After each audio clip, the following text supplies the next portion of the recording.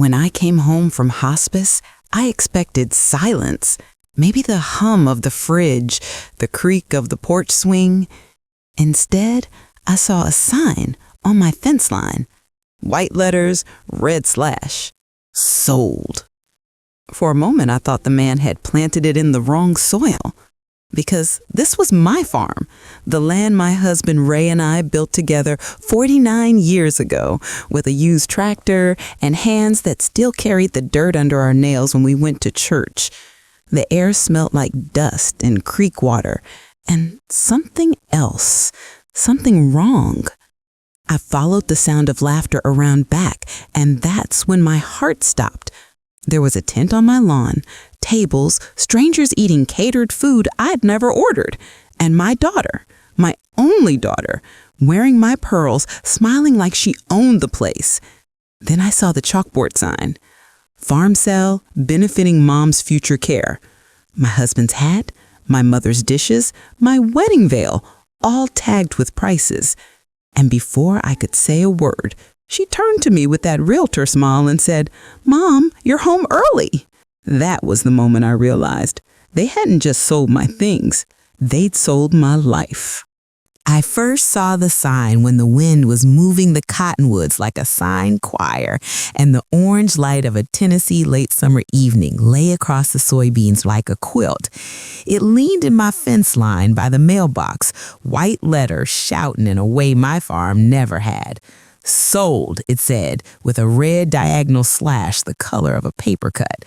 I thought for an absurd second that it had been planted in the wrong ground, that the sign man, whoever he was, had mistaken my north pasture for the subdivided lot 2 miles up on Henderson Road, where they were building glass houses that looked like they didn't know the taste of a hard rain.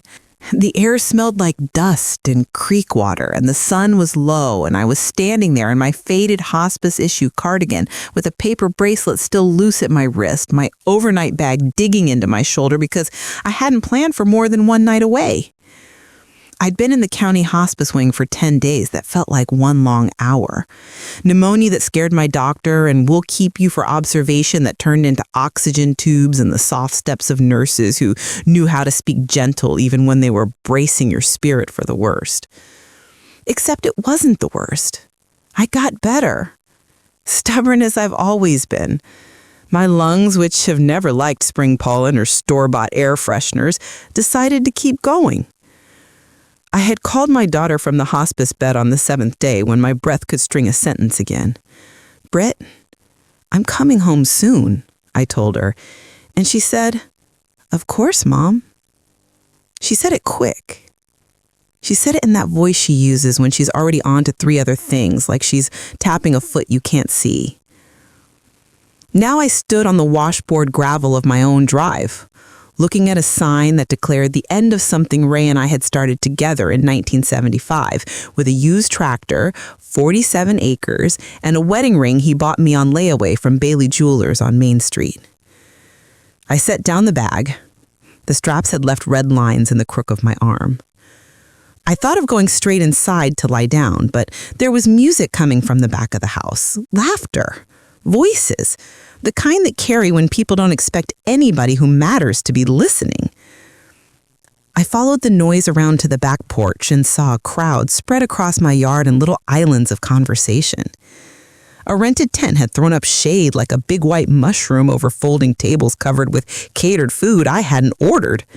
And there were 2 glass drink dispensers sweating on the picnic table, sweet tea in one, something with cucumber floating in it in the other. Children ran in a pack around the magnolia tree. I saw a woman in heels sinking into my grass like posts. I saw a man I didn't recognize lean against my porch rail and stub a cigarette into a salad plate. I saw my daughter in a fitted dress that looked like she'd planned an introduction to somebody important. She had her dark hair in a low twist and a bracelet of pearls at her wrist that I recognized from my own jewelry docks. She was laughing like the heat had never made anyone's back ache. There was a long rectangular table along the far side of the tent with items lined up in rows, numbered cards propped against mason jars beside each one. Ray's hat that he wore to auctions. My mother's blue depression glass set. the framed farm map that still had his handwriting marking the field names, the hank of my wedding veil, yellow at the edges.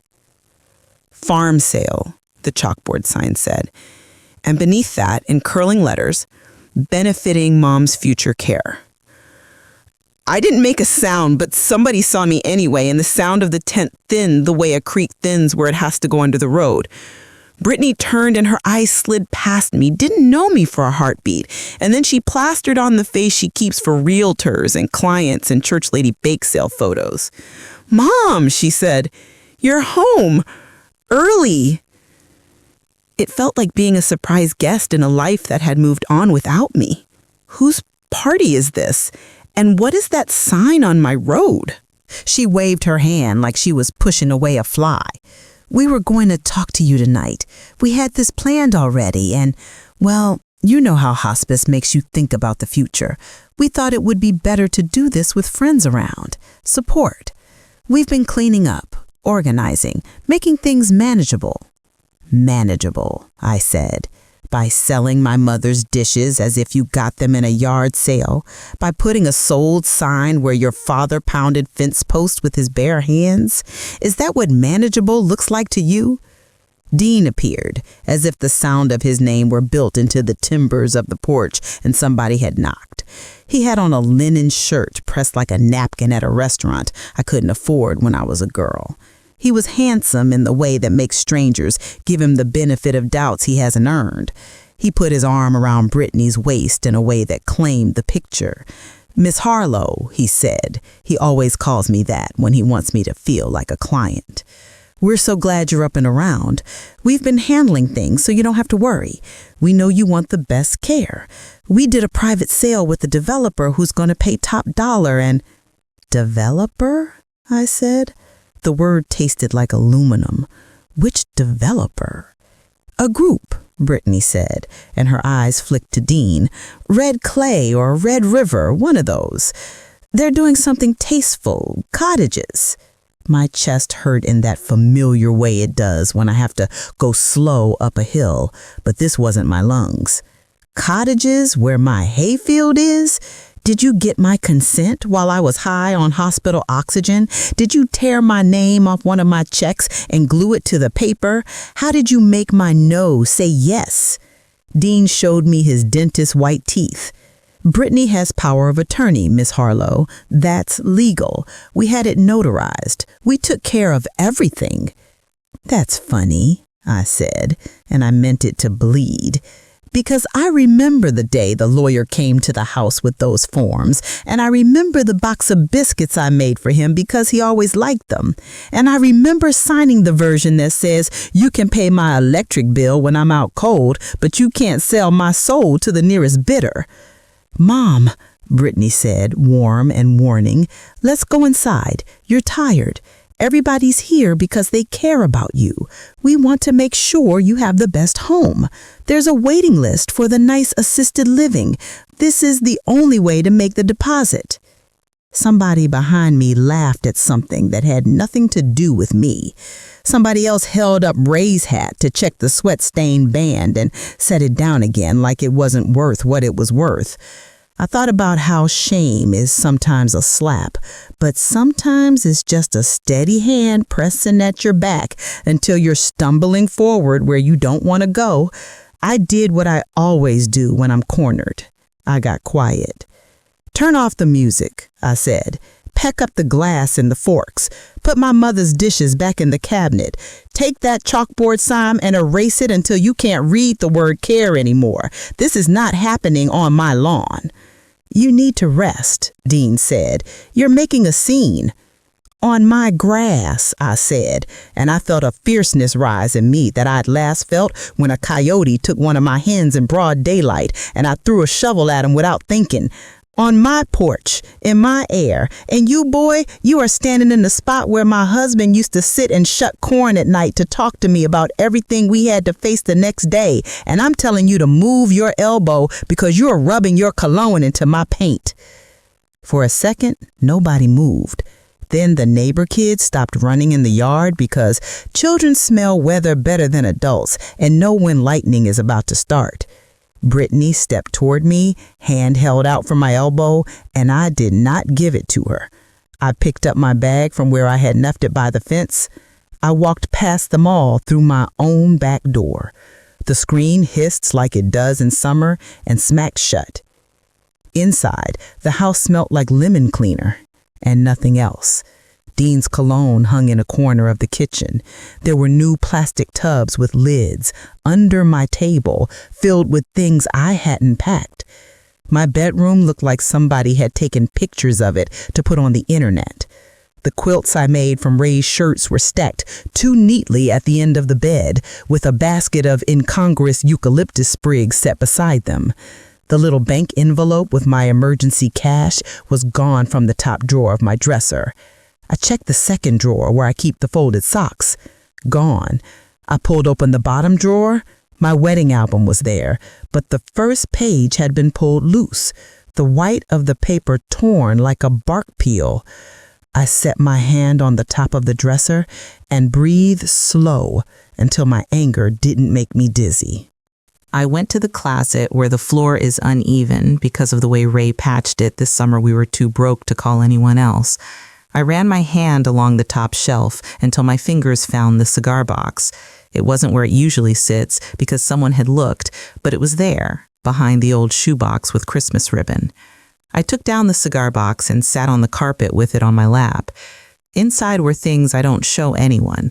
A few letters Ray wrote me from a hotel job he took in another county one winter when the tractor needed a part and we couldn't afford a new one. A photo of the two of us in front of the courthouse with his cousin's boy holding the ring box, and a small black key on a green tag with a smear of grease on it, the key to my safe deposit box at Cedar Ridge Community Bank. Under the key was a folded piece of paper in Ray's handwriting that I had forgotten about because it had been years since I'd opened this box. If something happens to me, it said at the top, in the way he always wrote S with a little extra curl, talk to Henry. I know you won't want to because you hate going into town when there's work to be done, but do it. I've taken care of something that I don't want anyone to undo while you're asleep. Love, R. He wrote like that, plain, as if he were at the kitchen table telling me the middle things he never said when he was trying to make me worry less. I held the paper in both hands. Beneath it, there was a smaller note on Cedar Ridge Farm and Title letterhead with a stamped signature, Conditional Deed Recorded, HT. I had forgotten this because it had been 20 years since the day Ray came home smelling like courthouse dust and coffee and said, I just want you safe. I don't trust the way people talk now about family.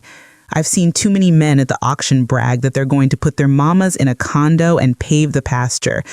I had argued with him then that he was being dramatic, but he just kissed my forehead and told me that a man thinks about the things he can't tell you when he's awake. I got up, put the cigar box back on the shelf, took the key, and went to the landline because my cell phone was in my handbag and I couldn't remember where I'd set it down at the hospice. The landline still worked. I dialed Henry Tate because I've known his number longer than I've known my own age. He picked up on the third ring and said, You're the only person I know who would call me on a landline in 2024, Millie. Ray left me homework, I said.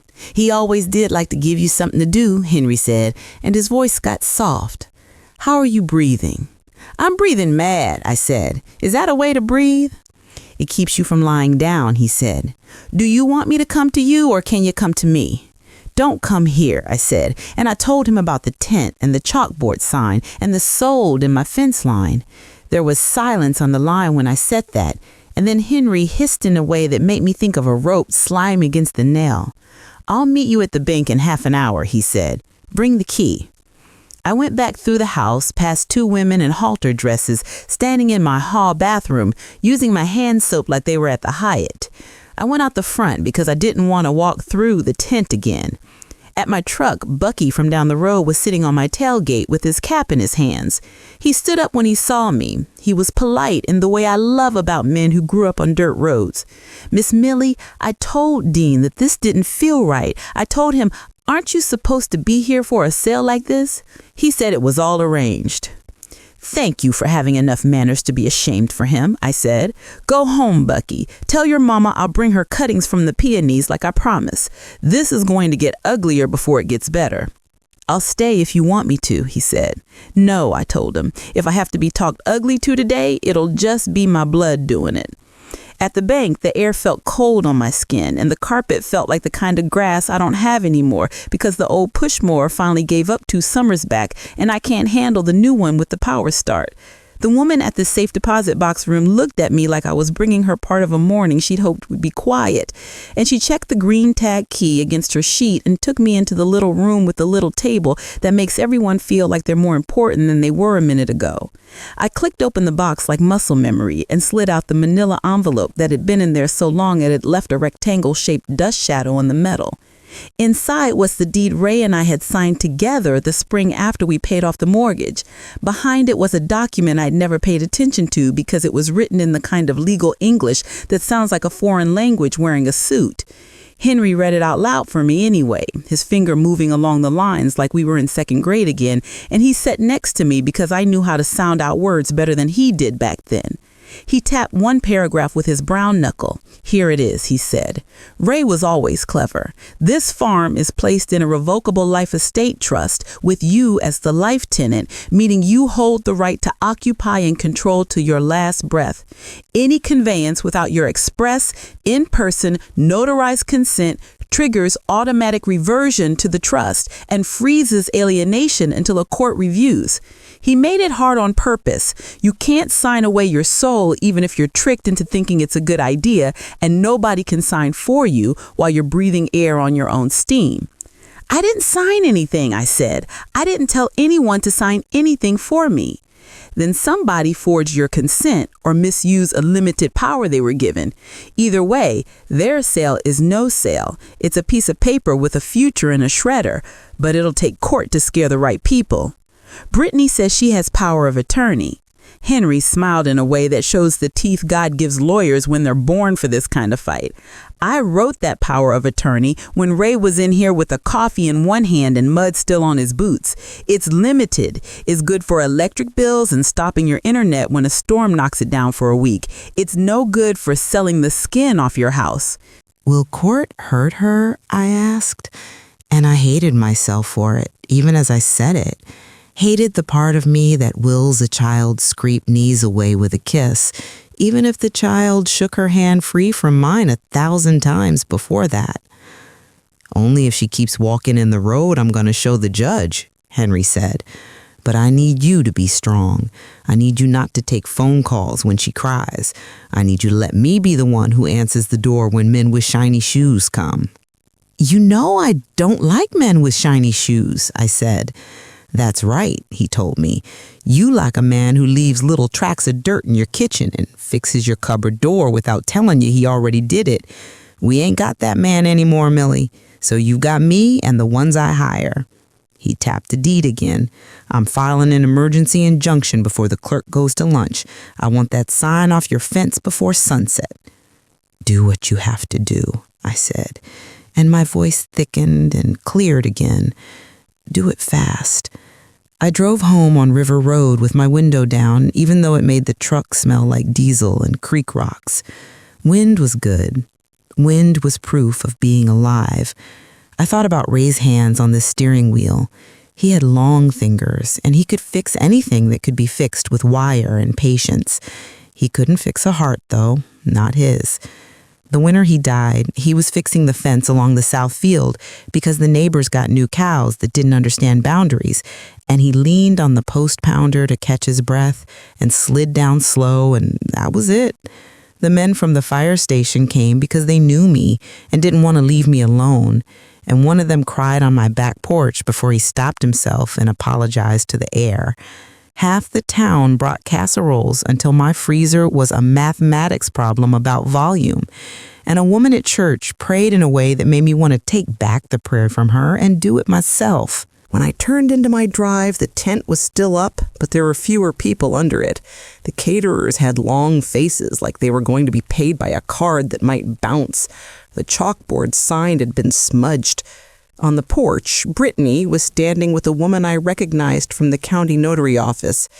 There she is, Brittany said when I set my foot on the bottom porch step, like I had been in hiding. Mom, Carla was there when we notarized the power of attorney. You remember Carla? Carla smiled at me with the smile I've seen on people who don't know whether they're stepping on solid ground or marsh. We did the papers back in spring, she said. Your daughter wanted to be helpful. I'm sure she did, I said. Did you put your stamp on anything today, Carla? Carla shook her head fast. No, ma'am, she said. No papers today. I'm just here for Brittany. She said I should come by. I didn't look at Brittany because if I did, my face would do a thing I didn't want other people to witness. Then you shouldn't be here, I told Carla, and she nodded as if I had absolved her of something and walked down the steps like maybe she forgot how to do stairs until she remembered at the bottom. I went inside and shut the door and locked the top lock, the one nobody uses unless there's a storm. I sat at my kitchen table and I put my hands flat on the wood. Ray saved for weeks to buy me this table. He said a woman needs a table she can put her elbows on without thinking about whether it'll leave a dent. Out the window, Brittany and Dean stood with their heads close like conspirators in a painting. My phone, which I found under a stack of mail where someone had moved it, vibrated with a text from Henry.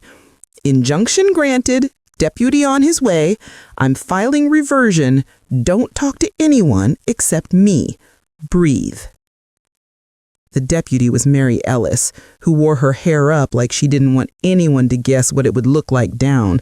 She walked like she knew exactly how to keep order with a gaze and a jaw. She stood on my porch, with the caterer behind her holding a roll of garbage bags like a security blanket, and read a few sentences to Brittany and Dean that used the words cease, desist, trespass, and court date. Dean tried to argue with the deputy, which is like trying to teach a pecan tree to walk. The sign went down, the tent came down, the chalkboard went in the back of a catering van with a clatter, the folding tables clapped shut like hands. A child cried because his balloon popped. My neighbor Bucky honked his truck as he pulled out, the way men in trucks say they saw you and were on your side. When the quiet settled back into the cottonwoods, I stood and walked around my house like people do after a hurricane when the wind stops and they step out to check if the porch is still where it used to be. In the living room, there were smudges on the wall where a couch had scraped. In the dining room, the corner of the rug had been flipped up and not put back. In the hall, there was a scuff on the baseboard that was too high to be a kid's shoe.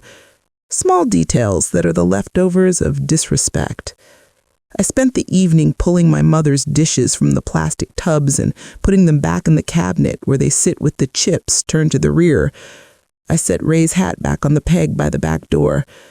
I took the mason jars off the porch rail and washed out the tea and cucumber water and left the glass to dry in the rack like soldiers at ease. I didn't cry. Crying felt like something I couldn't afford to do in this part of the story. I made a bacon sandwich and ate it standing at the sink because the house was too quiet for the table. And I remembered the taste of pudding and how you don't know the taste of pig fat until you don't have it for a while. The next morning, Henry came to the house with a folder the color of deep water. He put it on the table near the sunlight. Red clay development isn't red clay development. It's a shell. A cousin of Dean's put this together on a napkin, then hired a half-retired lawyer out of Franklin to turn it into an LLC, which is to say, a plastic bag to carry money in without letting it get too many fingerprints on it. We can unwind the sale easily because of the clause, and we'll scare them with what the DA likes to call conversion and what you and I call stealing. Is there going to be a scene? I asked him. Probably, he said. You remember when we had to go into the gym during the tornado warning and some little boy kept running and wouldn't sit and his mama kept saying his name like a question? This is like that, only the little boy is 6 feet tall and has a credit card and a tendency to expensive shirts. What happens first? I already made it happen, Henry said. Court order says no one moves anything, no one sells anything, no one shovels one scoop of dirt, no one parks a single bulldozer within 300 yards of your field until we go before Judge Pryor next week. I also called an old client who owes me an hour. He'll do a handwriting analysis on whatever they claim is your signature. I put in a request for the notary log to see if Carla stamped anything she shouldn't, and if she did, she'll suddenly discover a desire to tell the truth. He looked at me like he was waiting to see if I was ready to hear the part he hadn't said yet. "Millie," he said, careful. "Brittany has called me 3 times since last night, and she left me a voicemail that sounds like she was crying in a bathroom. She asked me to go easy on her. She said you were confused. She also said you've always been stubborn, which is a word people like to use about women who don't do what they want." "Don't bring me her tears," I said. "She's had all my softness for 35 years. I've got to make a new shape now." "You're allowed to do that," he said. "It's your right to live different than you did yesterday." In the week before court, my phone turned into a weather radio where every alarm meant the same storm. Brittany called, then texted, then called again. When I didn't answer, she sent me voice memos. "Mom, I'm sorry," she said in one, and her breath was ragged. "I was scared. Your doctor said hospice, and I panicked. Dean said that the best thing was to act fast. We were thinking of you. You'll be comfortable where we found. It smells like cinnamon. They have a library. They have a porch swing." I listened to all of them because I didn't want to be a person who didn't listen, even when I wasn't going to give what listening might ask. At the end of one voice memo, her voice changed, the sweet butter in it melting to oil. She said, "If you do this, if you embarrass me like this, everyone is going to think you're unwell. People gossip.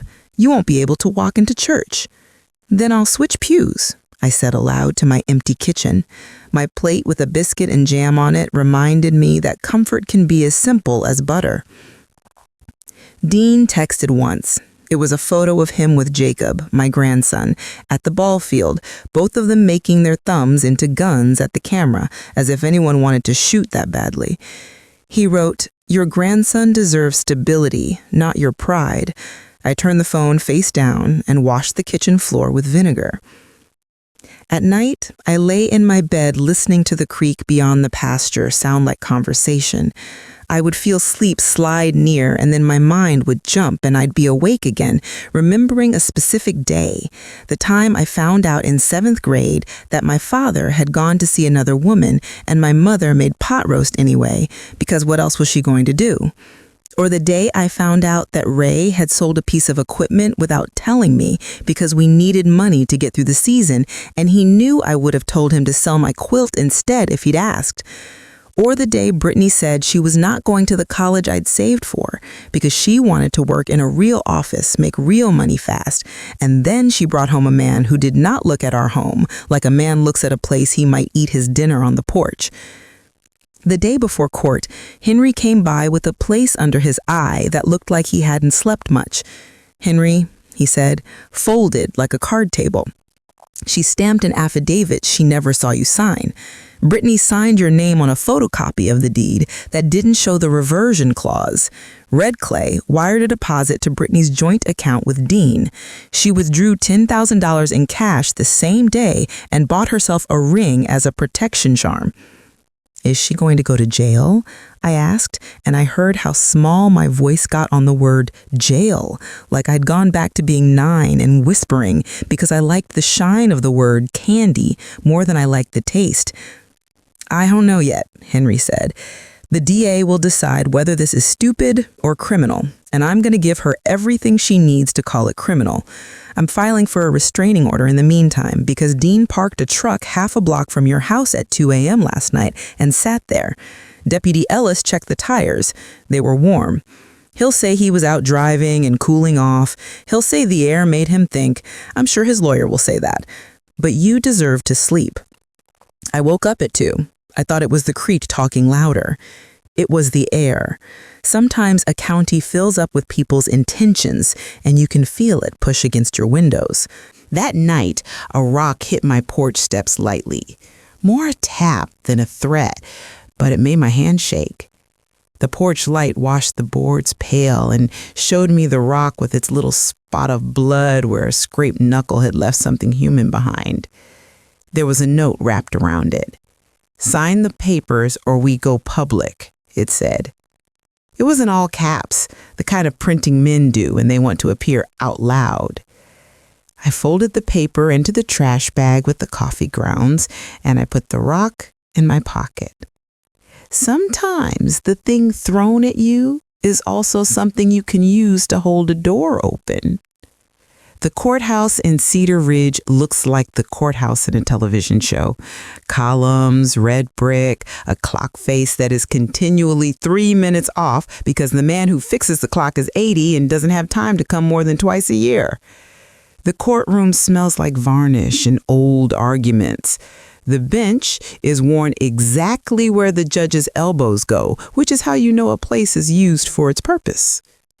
Judge Addison Pryor has hair that looks like she's tried every version of a ponytail and landed on the one that will keep her neck coolest under her robe. She looked at me the way women look at other women when they have a minute to do it without having to ask if anyone needs water. She called the case. She looked at Henry. She looked at the lawyer Brittany hired from Nashville, a slick man in a navy suit with a tie that probably cost what I spent on groceries for 3 months.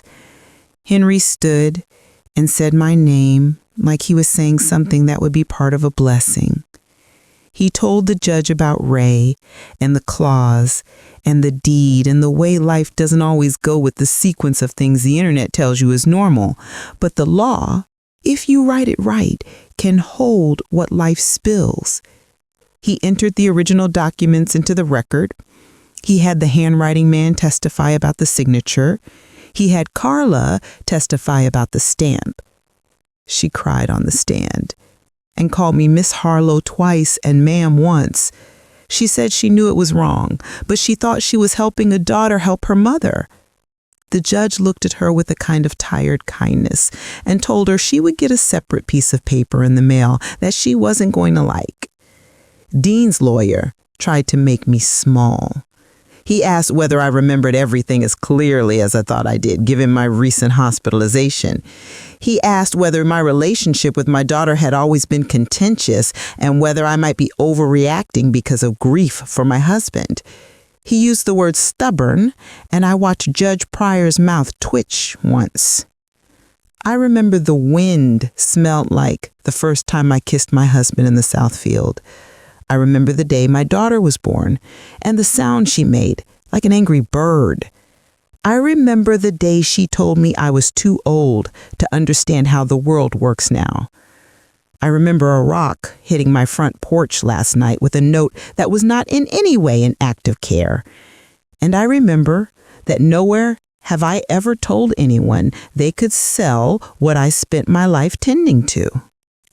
The DA, a woman named Lila Monroe, who wears her hair natural and her expressions like she doesn't have time to perform them a second time if you didn't see them the first, had been sitting in the back quietly until she stood to ask the judge if she might be heard briefly. She told the court that her office was opening an investigation into potential forgery, fraud, and elder exploitation. The judge nodded like she has seen this before, but is pleased to be able to tell someone official that she cares. When it was Brittany's turn to speak, she had the pretty posture of a girl who took piano lessons until she didn't. Her voice wavered and then steadied.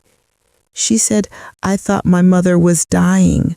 I thought I had to make decisions fast. I have a child. We were overwhelmed. I grew up watching my mom work herself into the ground for this farm. There has to be a point where she gets to rest." "You don't get to choose where I rest," I said before Henry could put his hand on my arm to stop me. "When I rest and where and why, that's mine. You got to break your body doing something you love yet, Brittany? Because I'd let you if you want it. I'd stand there with water and hand you a towel and tell you that the ache is yours to choose. She looked at me like she didn't know me. And maybe she didn't, because mothers are often the version of themselves their children build and then hold in place until it doesn't fit anymore. After the lawyers did their last stand and sit, and the judge took notes on her legal pad with a flourish that told me she still cares about writing, she leaned forward and spoke slow enough for anyone who needed to write down her words. She granted the injunction. She nullified, pending trial, any sale or conveyance, and she enforced the reversionary clause. She told Brittany and Dean they were not to come within 300 yards of my property for 60 days without my permission and without a deputy present. She told them to hand over any keys they had. She told them that court orders are not suggestions. And Miss Harlow, she said at the end, and I felt my bones gear up for bad news because that last sentence is often the one that takes away what the others give. You have as much right to live on your own land and on your own terms as anyone does. The law will protect that right in this county, and this bench will enforce it. After court, in the hall, I sat on the wooden bench like it was my church pew. I breathed for the first time all the way down to my stomach. Henry sat beside me and handed me a peppermint out of his pocket, because that's what old men do when they don't know how else to say good job. Brittany walked by without looking at me, her hand on Dean's arm like she might fall. He didn't put his arm around her because men like Dean don't know you're falling until you hit. I went home, and the sky had that color it takes on when a storm is a county away but moving toward you, and the light gets strange. A hawk circled over the north fence. I took my shoes off on the porch and put my feet on the floorboards. "Ray," I said into the air, "you old mule, you did this. You kept one more thing you didn't tell me you were doing for me." In the days that followed, people came. They always do in a small town. Pastor Elijah from the church where we've sat 3 rows from the front since Ray and I decided we wanted to keep God from having to look too far to find us. He brought Bible verses and a casserole and a sentence I had asked God to send someone to say to me. "You did right." He said it simple. He said it to the bottom of me. Nora, my hospice nurse, came on her day off because she said she wasn't going to let anyone throw me out of my own house while she was on the clock for God. She sat at my table and drank coffee and told me stories of other people who have tried to wrap up a life that didn't belong to them and how often it fails if the person whose life it is decides to stand in the doorway. Deputy Mary Ellis started cruising past in the evenings. She said she liked my piece of road better than the other one in her patrol zone because it had ditches full of frogs, and she likes frogs. She flicked her lights once in a while to let me know she was there. It was like someone humming in the next room while you fall asleep. A week later, a man in the suit I had seen in the courtroom came to my door with a business card that said he was a licensed investigator working for the DA. He asked if I would answer a few questions. I told him I would answer all the questions he had and some he hadn't thought to ask. He wanted to know if I had ever signed any deed paperwork in any location other than the clerk's office. I told him no. He wanted to know if I had ever authorized anyone to sign for me. I told him no. He wanted to know if there was ever a time when I was not of clear mind. I told him that in spring of 1982, when I had the flu and Ray brought me orange Gatorade that we couldn't afford because my fever scared him, I thought I saw a raccoon sitting in a chair by the bed knitting, but otherwise no. He smiled and closed his notebook. "Miss Harlow," he said, "would you like to know what people say about you when you're not in the room?" "No," I said, and he laughed. "Well, they say you worked after your husband died, right through grief like it was a job with a clock to punch. They say you pay your bills on time. They say you bring cuttings to neighbor women's gardens when they're sad. They say you've got the kind of strength that can look mean if people are used to getting away with things." "Strength always looks mean to laziness," I told him. Slowly, things righted. The drone of a developer's pickup stopped going slow past my mailbox at odd hours. The house breathed like a house again. The grass grew where the tent poles had crushed it. I took the sold sign and leaned it against the burn wall. I didn't throw it away. It's good to keep a record of a thing you survived. The courtroom part stretched out for months because the law moves like a careful farmer. Measure twice, cut once, think it through. Do it so you don't have to do it again. Brittany's fancy Nashville lawyer tried to file motions that said I was unwell, and the judge told him to sit down like a kindergarten teacher telling a boy to use inside feet. Dean tried to move money out of their accounts, and the DA froze the money and called it proceeds of crime. Carla lost her commission and cried to a reporter outside the courthouse that she didn't mean to hurt me. I believed her about that one thing and not about the rest. In the meantime, I had to make a life for the part of me that didn't have the courtroom, because people can get addicted to a fight.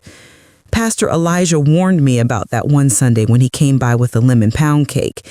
He said, "You need something to be for, not just something to be against." I started with the simplest thing, sweeping. When you don't know where to begin, you start by making the ground under your feet look like you meant to stand there. I cleaned the kitchen until it had the smell my children will smell when they remember me. I took all the things out of the china cabinet and put them back, so I touched them and told them out loud that they were staying. I went through the bedroom and put the quilts in the order of their weight.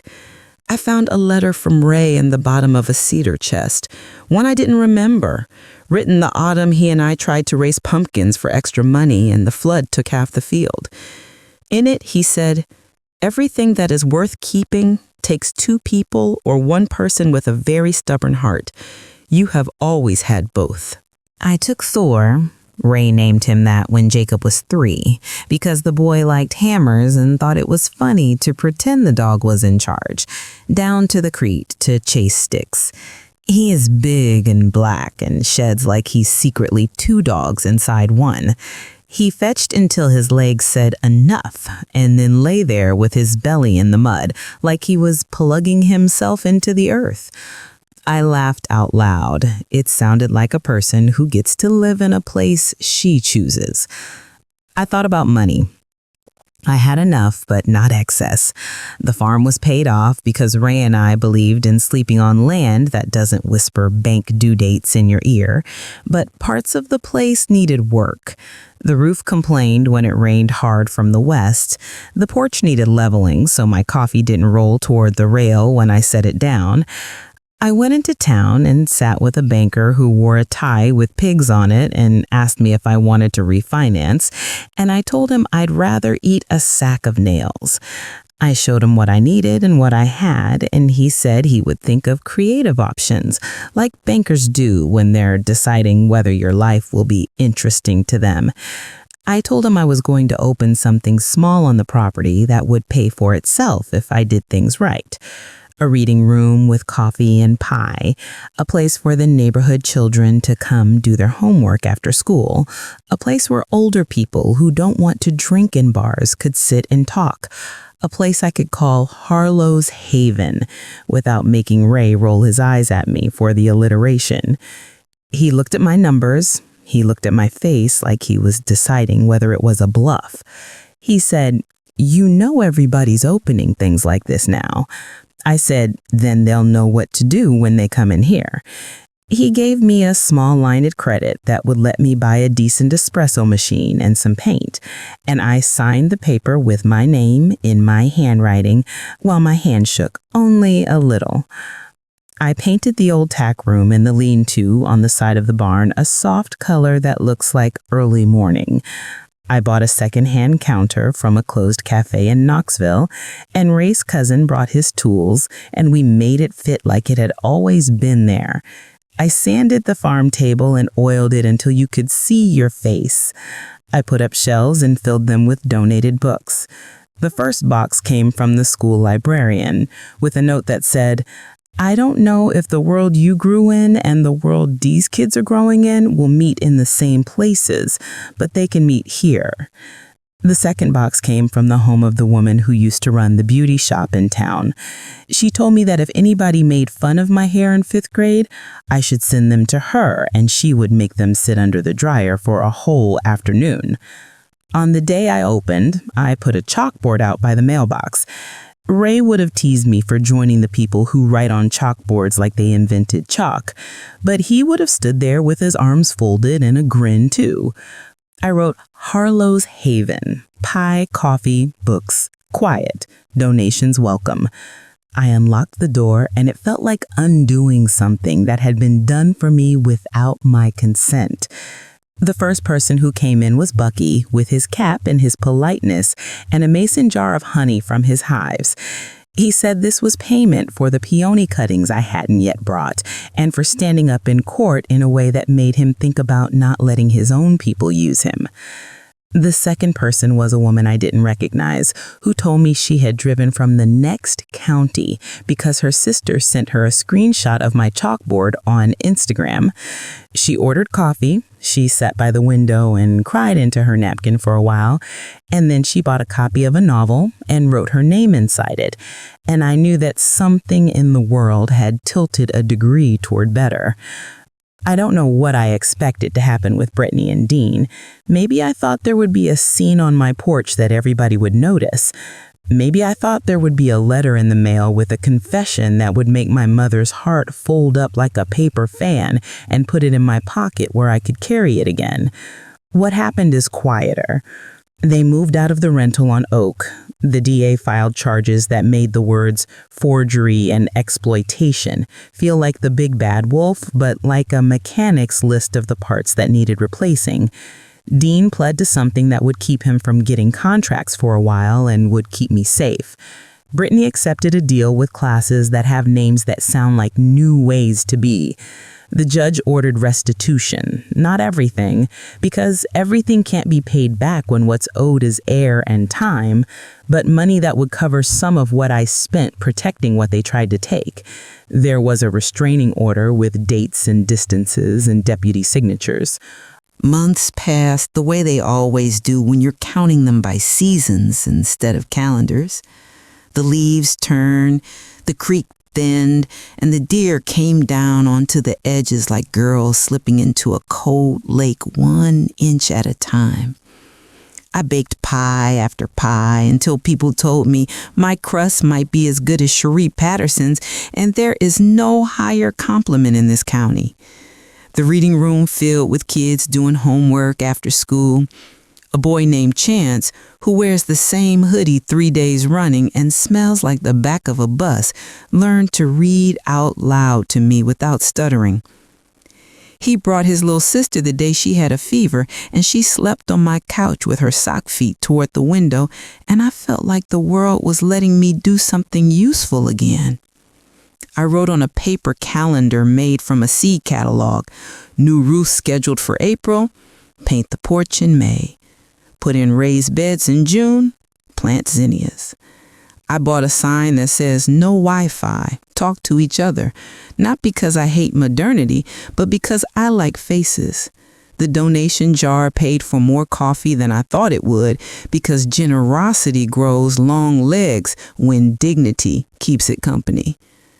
One afternoon, when the sunlight was gold as the inside of cake and the smell of wet grass had just lifted off the pasture after a rain, I saw a boy stop on the road with his bike.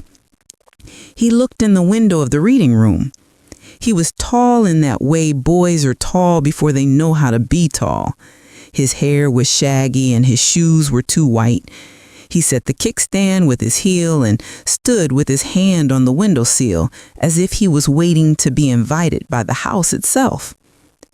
"Jacob," I said, and it came out louder than I meant, not a scold, just the sound a name makes when it is the thing you wanted to say most. He looked at me and there was that look I know I have given him too, the one that says, "I don't know if I'm supposed to be here, but I am." He came inside with a kind of stiff grace, like he hadn't grown into himself yet. He looked at the shelf with sports biographies and touched a baseball with his finger. He did not take off his backpack. He did not sit. He said, "Dad says I'm not supposed to be here." He said it like a fact, not a challenge. I nodded. "Your dad has the right to say things to his son," I told him. "And I have the right to say that if you're ever thirsty, there is always a glass of water here that will fit your hand. If you want to read, there is a chair with your name on it, even if your name isn't written on the chair. If anyone ever scares you, you can come here and sit, and we won't talk unless you want to." He looked at his shoes. "Mom says you're mad." I was, and then I was sad, and then I was busy. Now I'm baking pie. I put a piece of apple pie on the plate. "You can take this to go if you want, so you can tell them you never sat down." He smiled because he's my grandson and he can't help it. Smiles around pie are our family's real tradition. He took the plate and backed toward the door like he was leaving church and didn't want to turn his back on the altar. He said, "I might come back. I might be here." And after he left, I sat in the chair by the window and shook in that silent way that doesn't feel like crying exactly, but feels like something safer than hope and stronger than resignation. Not long after that, I saw Brittany on the other side of Main Street going into the pharmacy. She wore a cardigan that looked like she was trying to be quiet. She saw me and stopped. For a second, we were two women on a street where time had stopped. Cars went past and nobody honked because the world respects a mother and a daughter who are deciding whether to speak. She lifted her hand and I lifted mine in return. She didn't cross the street, neither did I. Some bridges take a long time to build if you mean to drive a truck across them without having to slow down. That winter, there was a first snow that stuck. It made everything look like someone had meant to paint it white all along. The morning after, the paper that comes only on Wednesdays and looks like it was printed on a friend's press in a spare room ran a story about the reading room and me. The headline was the kind that makes you laugh and then hold it because it's so earnest it can't be ugly. Widow turns farm twist into haven for community. The reporter, a girl who wore a scarf as if she loved her neck like a character in a novel, asked me if I believed in forgiveness. I told her I believed in fences. She looked surprised. I said, "A good fence is forgiveness put into a shape. It protects what's inside while letting the world see it. It has a gate. And sometimes you stand at the gate and you wait to see who will walk up the road and ask to be let in." In the spring, the DA's office called to tell me that the criminal charges had been settled. Dean would pay restitution and be barred from certain work for a time. Brittany had to do a long list of hours that look like punishment, but can look like invitation if you let them. I felt nothing that looked like a fireworks celebration. It felt instead like my porch boards had been tightened so they didn't creak when I walked across them at night. It felt like not having to carry a heavy bag to your car in the rain. On a Thursday in May, a black SUV I recognized from court slowed in front of my driveway and then parked across the street facing my pasture. Dean got out and stood by the fence. He didn't put his hands in his pockets like men do when they're trying to be smaller. He looked at the fields like he was trying to remember loving something that wasn't money. I opened the screen and stepped onto the porch. He didn't cross. He didn't call out. He lifted a hand and then he lowered it. He got back into the car and left. Respect is sometimes a quiet thing a man does with his shoulders. Of all the days of this new life, there is one I will keep like a pressed leaf in my Bible. It was a Sunday morning. The reading room was closed because even people who love coffee know that day is for a different kind of hunger. The church was full, but not crowded, the way it gets when people are in town for graduations or home for funerals. I sang the hymns like I meant them. After, Pastor Elijah asked if anyone had a word of testimony. People were quiet in that way people are in church when they're wondering if anybody brave is among them.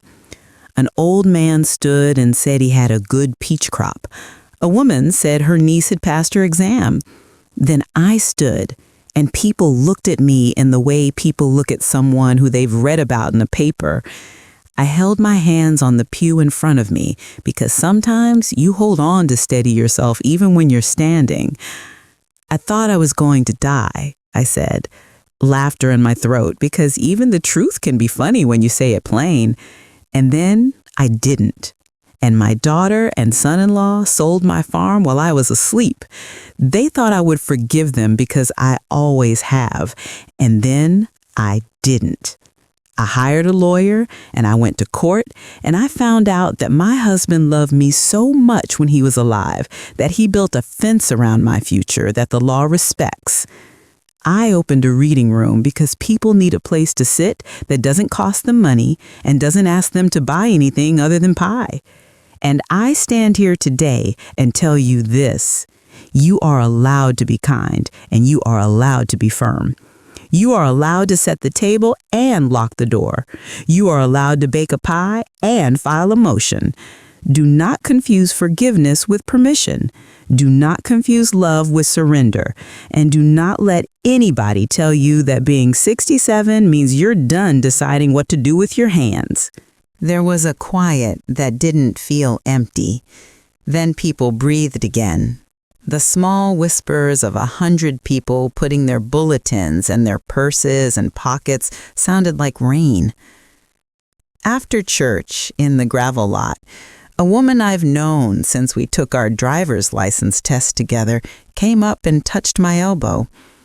"Millie," she said, "I left my first husband in 1981, and I never told anyone because I thought it made me bad.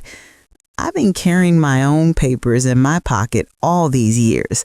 Thank you for making me feel not alone."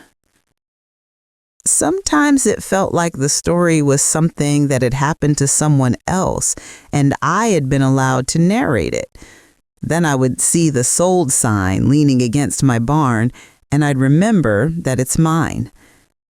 I kept the sign there as a talisman, a warning, a joke between me and a weathered piece of wood. When a storm blew through in July and knocked down the magnolia's oldest branch, I used part of the branch to craft a new sign for the reading room. Ray's cousin helped me carve it. We burned the letters into the wood, Harlow's Haven. The sign still smells faintly like smoke on hot days, and sometimes I wonder if that's God's way of reminding me that everything that survives a fire smells different forever. On a weekday in August, the Chamber of Commerce sent me a letter on thick paper with a foil seal that looked fancier than anything I own. They had chosen Harlow's Haven as Small Business of the Month, and would I be at the city council meeting to accept a certificate you can't cash? I went. I wore my good dress. A church girl took a photo of me with the mayor, and I laughed later when I saw it because my eyes were crunched up in that way they get when happiness has surprised me. The paper did a story with a photo of me holding a pie, and afterwards a woman came from Nashville and asked if I wanted to be on a TV segment about resilient women. I told her that I had a reading night scheduled and I couldn't shift it because the kids needed the quiet at the same time every week. She blinked at me as if I'd missed my chance to be famous. I didn't miss anything. I was already doing the thing I wanted to be known for. Sometimes I saw Brittany around town. Her shoulders were different, like she'd taken off a coat that had been heavy and pretty at the same time. Once, she was coming out of the free clinic with a box of syringes for Jacob's allergies, and she held the box like it held something fragile. Our eyes met. She crossed the street that time. She didn't speak right away. We stood there, two women who look alike around the eyes, and listened to the wind flip a page of a flyer on the bulletin board next to us. "I'm getting better," she said.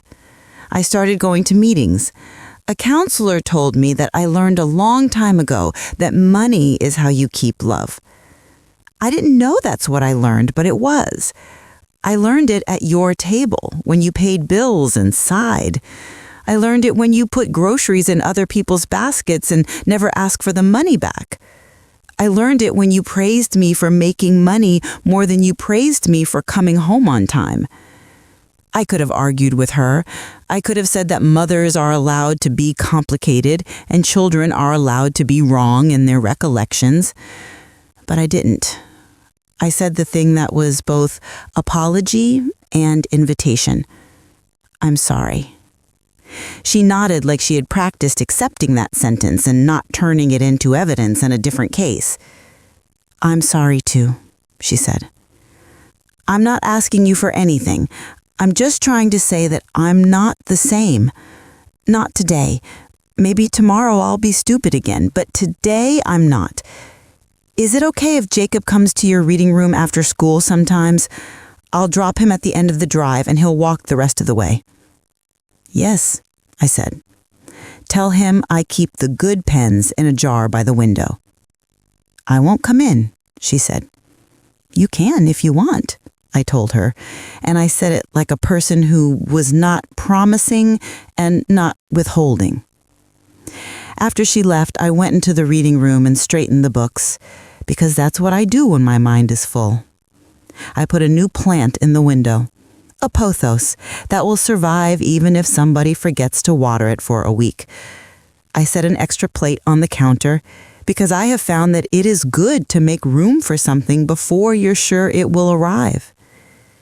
In late September, when the sky gets that particular blue that makes church ladies plan fall festivals and men pull orange vests out of closets, I held our first story swap night.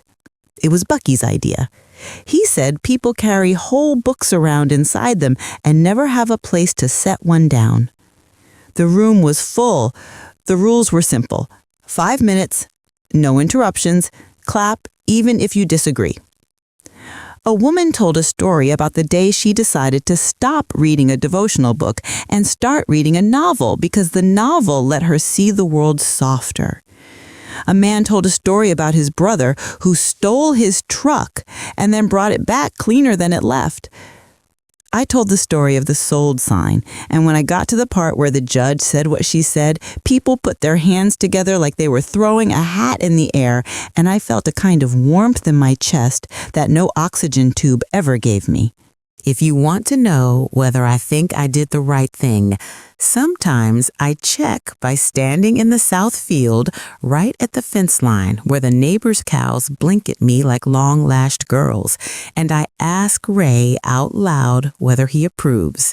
He doesn't answer because he's busy doing whatever the dead do when they're not listening to us.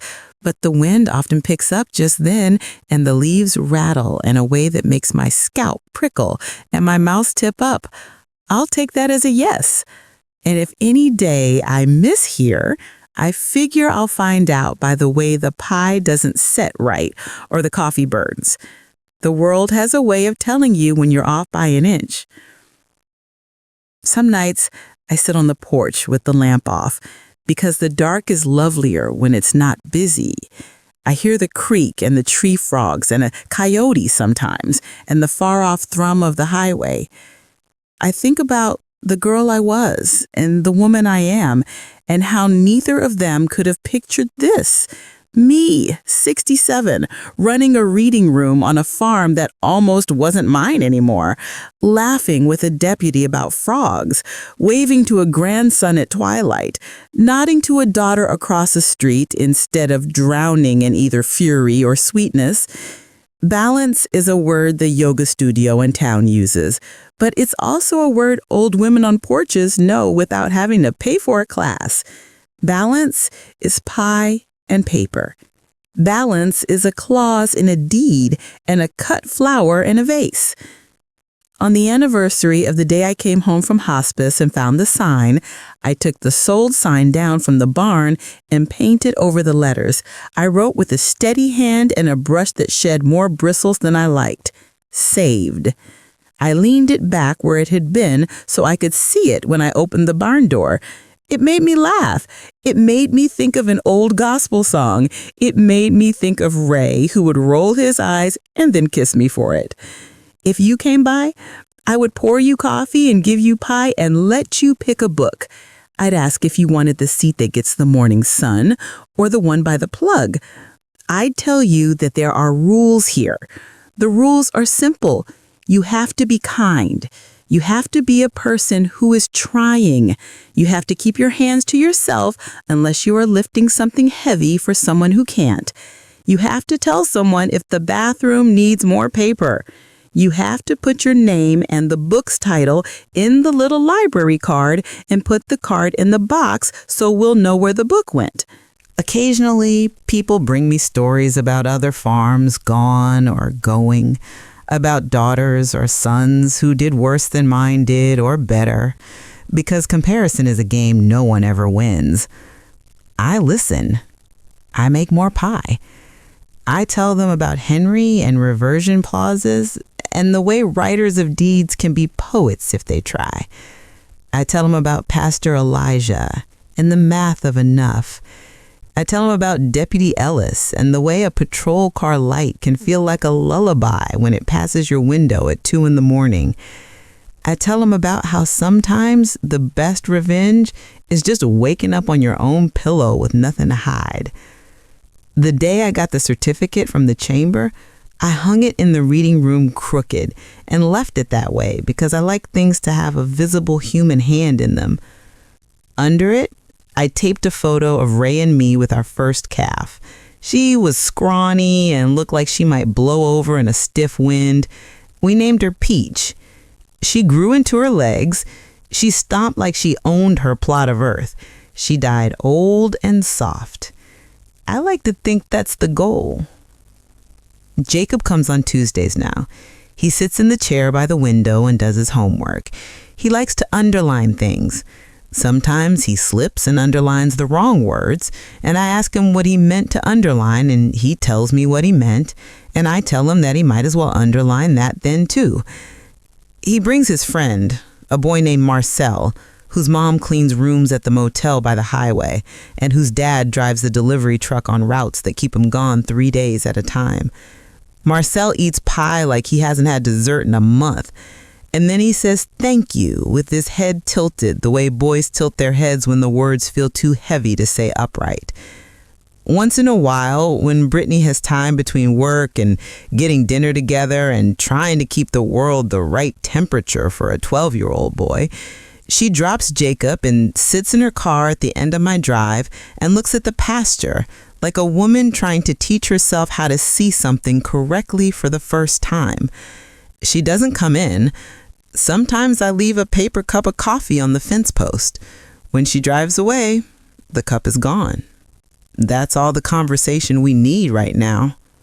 On a day in October, when the light went thin and the sky did that high, hard blue that makes you think of old men's eyes, a silver car I didn't recognize eased to a stop at my fence, and a man got out. He was in his 30s and wore an expensive jacket that fit him like it had found him, not the other way around. He walked to the reading room door slowly, like he was afraid that opening it would spill something he couldn't control. He stood in the entrance with his hand on the frame. "Miss Harlow," he said, "my name's Trevor. I worked on paperwork for Red Clay back when people didn't know what they were looking at. I've known I was wrong for a while. I wanted to say, I'm sorry." "You were wrong," I said. "What are you going to do different now?" He looked surprised, like he thought an apology was a password to get him a clean shirt. "I left," he said. "I took a job with a nonprofit. I'm the annoying man now who tells women to read their deeds twice. I tell them not to sign amid grief. I bring them coffee while they sit in the government building and wait for their number to be called." "Good," I said. "Take a book with you. There's a section over there for men who used to be wrong." He laughed, and it sounded like a new sound in his mouth. He took a paperback and put 5 20s in the donation jar because some people know the exact price of their piece and want to pay it. Before I go to sleep, I sometimes walk the fence line because old farm women do that inside their minds even when their knees say no. I check the corner posts. I listen for holes the rabbits made that I'll pretend not to see because I like rabbits better than I like rules about rabbits. I stand where the west field meets the tree line, and I remember the day Ray proposed to me there with a ring he was scared to lose because the box was bigger than his pocket. He said, "Millie, I don't have much, but I have this place in my mind and your hand in it." I said yes and thought it was about a farm. Now I know it was about this too, me, and a place, and a hand making decisions without being told. People ask me what I learned, like the moral of this story can be put on a chalkboard with curlicues and hung in a living room. Maybe it can. I'd write something simple. Keep your papers where you can find them when you need them. Make friends with a lawyer who will eat your biscuits and fight for you like a cousin. Teach your daughter that love isn't a transaction so that she won't try to buy it from the nearest store.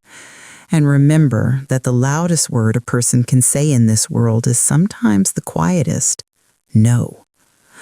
On the anniversary of Ray's death, I baked his favorite, pecan pie with a splash of bourbon, and I set a slice at the empty seat at our table. It wasn't a ritual anybody taught me. It was just my way. I sat across from that piece of pie and told him what he missed. Jacob's new height, Brittany's soft cardigan, the way Deputy Ellis laughs like a crow when she's off duty, the way the creek runs low and then sings again.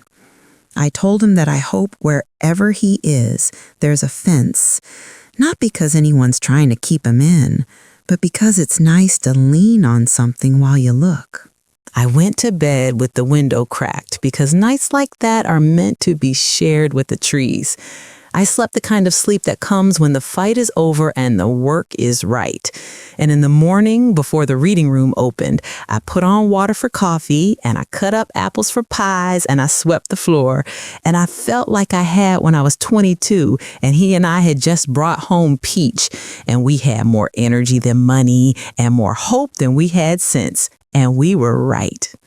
If you are listening to my story because you are standing at your own fence, wondering how it got moved without your say-so, I'll leave you with this. Your life is not a yard sale. You do not have to tag pieces of it and stand there while people tell you what they'll pay. You can close the table, you can pack the boxes, you can pick up the sign and write a different word. You can open your own door, pour your own coffee, invite who you want, ask who you need, and sit there at your own table with your elbows planted. You can tell the people who loved you wrong that they can try again if they can do it right. And you can breathe, mad if you must, slow if you can, and steady either way. When I step out on the porch now, the morning smells like it knows my name. The wind moves the cottonwoods like a choir humming an amen. And out by the barn, leaned against the wall where the soul used to lean, there's a sign in my hand-painted letters that says what I mean, not what anybody else meant for me. Saved.